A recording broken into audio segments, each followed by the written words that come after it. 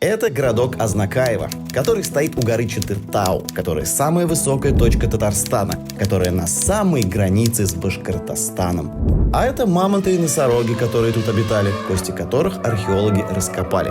А это царь-магнит, который в этой горе скрыт, в той самой горе, в которой богатства Золотой Орды хранятся. Но это все сказки, из-за которых историки бранятся. А это нефть, которая создала нефтяников братства, которое для всей страны великое богатство. А это люди, которые впервые здесь скважины бурили, которые нефть добывали, которые трудности преодолевали и нефтепромысловое управление создавали.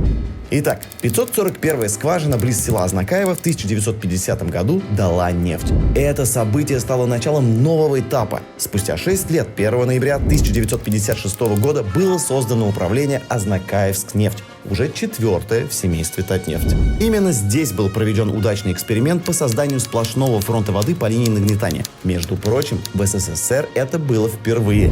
В 70-е здесь первыми освоили герметизированную систему нефтесбора и технологию реставрации труб.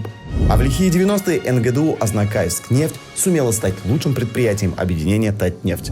Но не только нефтедобычу развивала НГДУ, рос и сам город Азнакаево.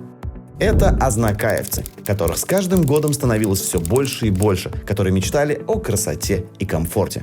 Ну что ж, красоты-то красоты, комфорта-то комфорта.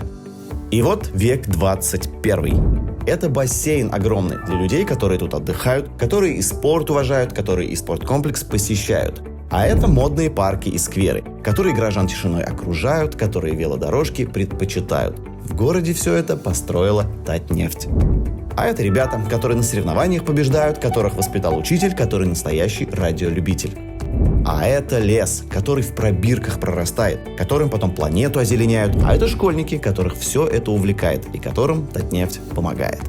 А это источники, которые тело закаляют, и храм, который душу исцеляют, которые нефтяники оберегают. Вот такой городок Азнакаево, в котором нефть добывают, который стоит у горы Чатыртау, которая самая высокая точка Татарстана. Азнакаево, мы вместе, без берга.